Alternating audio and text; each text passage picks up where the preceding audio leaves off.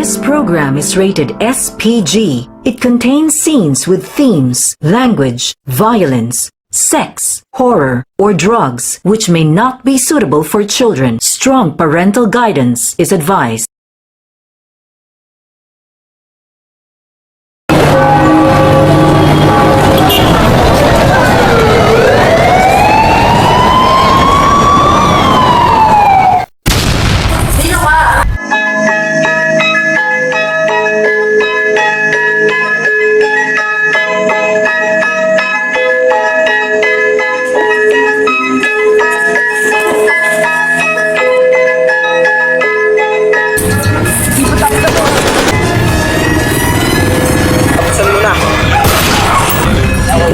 Uy, gamit ko yan! Batang sando to, taga-sando to, taga-sando to. Batang sando to, batang sando to, taga-sando to, taga-sando to. Batang sando to, batang sando to, taga-sando to, taga-sando to. Batang sando to, batang sando to, taga-sando to, taga-sando to. Bawat iskinita, malagubat na masupal. Lugar na kung saan walang puwang ang mga upal. Bawal ang mahina, di pwede sa maarte. Dito sa sando ay paggalingan ng diskarte. Tahanan ng mga batang namulat sa kali. Ibigan na tropaan yung magsisilbing klase. Estado ng buhay, di kami dyan bumaklase. Pakikisama, yun ang pinaka-importante. Dito sa lugar na to natutong makibagay. Sa gulo at ingay, dito kami nasanay. Bawal patulog-tulog dito at walang malay. Galaw mo ay bistado kung may masamang bakay. Salbahe sa salbahe, mabait sa mabait. Bawat isang suntok mo ay 10 beses ang kapalit. Hindi ka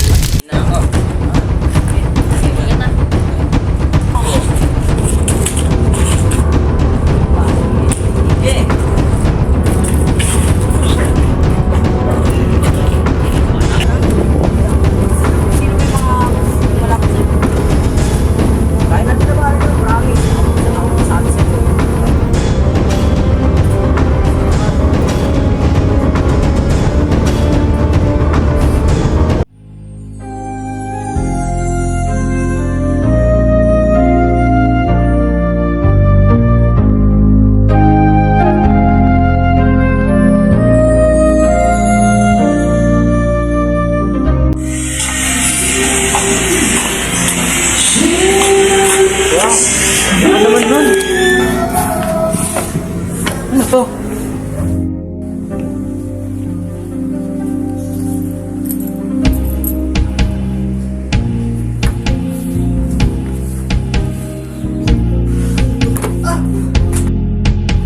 Ano ka?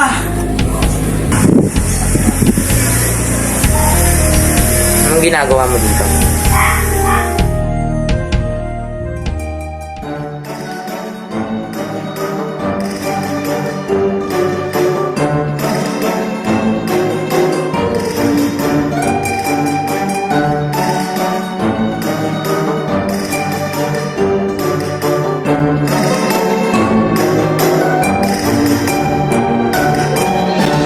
Isang mapayapang detective na nagbabasa lamang ng libro, ngunit hindi ko inaasahan na may paparating. Ikaw ba ang bagong investigator na itong bar na to? Ikaw naman, sino ka? Anong ginagawa mo dito? Teka, di ba ikaw si Prinsipe Don Juan? Anong ginagawa mo dito? Nandito ako dahil nagkasakit ang akin. Hindi ba si Don Fernando?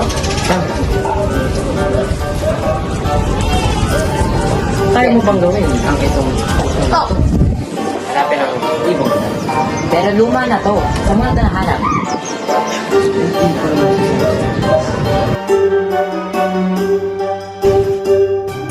Haring Don Fernando, ang solaming dalawa Ay, sa wakas, ang kaso na hinihintay ko. Hindi gaano, sa totoo lang. Sa mga balitang nabasa ko, ang ibong Adarna ang pinakamakapangyarihan ng manggagamot, ngunit malaki ang kapalit nito.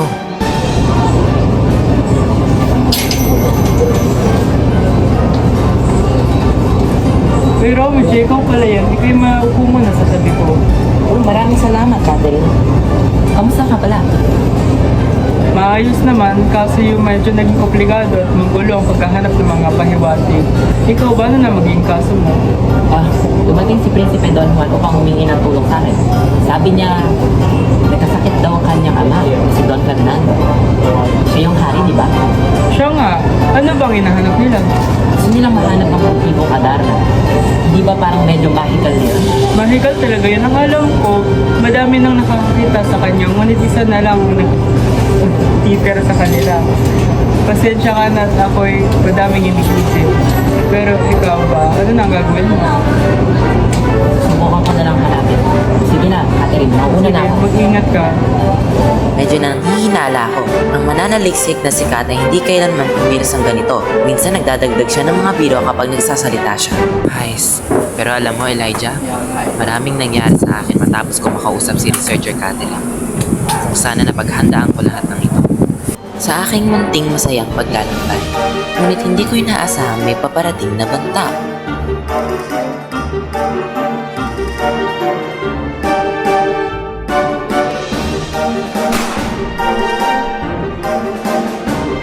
Kung maniwala dyan, ang totoo ay, hindi ako tinamaan ng bala. Nag-inarte lang ako para isipin na ako ay natamaan. Pero alam mo, Elijah, matapos akong mabaril at nagkunwari, nagtakbo ako at nagtago at nagpahinga. Ngunit sa paggising ko, nalalasahan ko ang dugo at nakatali ako. Nakatali ako sa isang poste na hindi ko makakalimutan.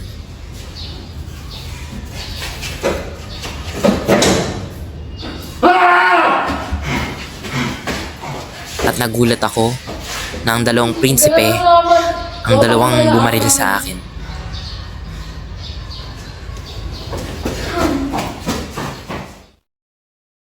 Ito na ba ang magiging katapusan ko? At dito ko nalaman na siya ang may pasimuno. Hindi ito ang gusto ko sa aking pagkikita. Ngunit hindi na talaga ako magpaghintay. Ano ang ibig mong sabihin, Researcher Catherine? Pero nagkasundo tayo na gagawin natin itong magkasama. Alam mo, nung nalaman ko na may balak pang hanapin ng ibang dahil ng tuligan, nagpalangan na ako ng mga iba-ibang tekin pahiwatig upang dalhin ka sa mga bitag. Anong ginawa mo doon sa magkapatid? Noong pauwi si Don Juan, binugbog siya ng kanyang dalawang kapatid. Binayaran silang dalawa ni Researcher Catherine upang patayin. Sila ay pinag-away ko rin. May pinatrader ko si Prinsipe Don Juan, kay Prinsipe Diego at Prinsipe Pedro.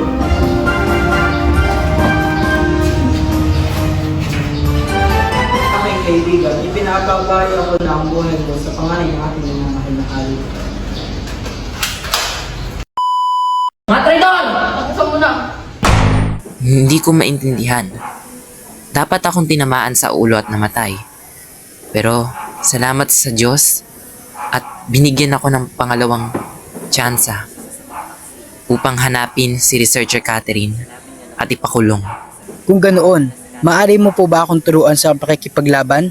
Lagi na lang po ako nabibigyan ng isang suntok. Gusto kong maging malakas. Gusto kong maging magaling sa pakikipagsuntukan. Pwede po ba? Ako pa ba? Oo naman, tara.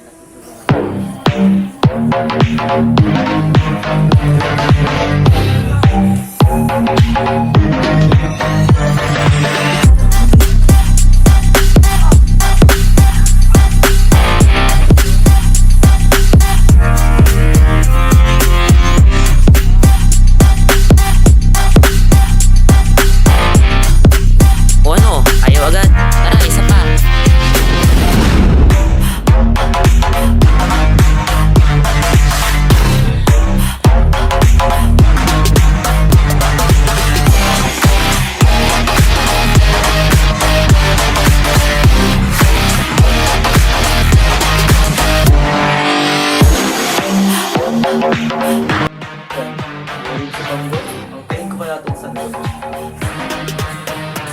Akin na sanlo! Sino ka ba?